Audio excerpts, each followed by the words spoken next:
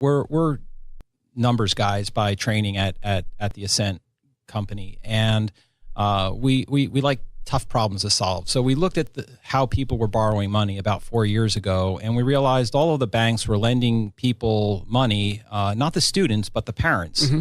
And if you had a 760 FICO score and you had current income, they would give you a 5% loan. Mm-hmm. And that was great.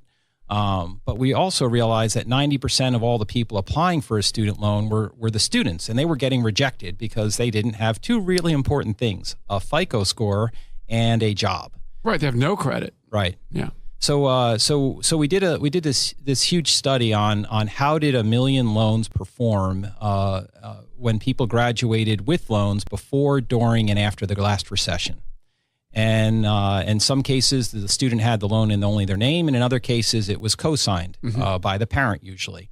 And we found one startling fact without looking for it, which was if you had two people who signed for the loan, it performed worse than when just the student was signing for the loan.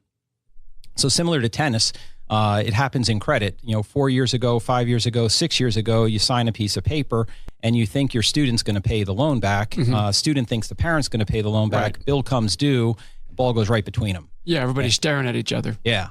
And then we did deeper studies, and when the person had over, in the last recession, a person who had over an 800 FICO score defaulted at 30% on their student loans. Wow. When the co-signer had under a 600 FICO score. So we're like, wow, there's a lot going on here. So at the time we realized this, the big banks I think the big banks realized it too, and they said, hey, why don't we take the student off the loan? Mm-hmm. That must be the problem. So why don't we just lend the money right to the parent who's got the job and the credit score? Not a bad idea. You can get a 5% loan. We looked at the same data and said, hey, if the student doesn't have a credit-worthy cosigner, they don't have an option. Why don't we make a loan just for the student? And we're not going to give the student how much money they asked for. We're going to give them how much money we think they can afford to repay, which is very novel in student loans.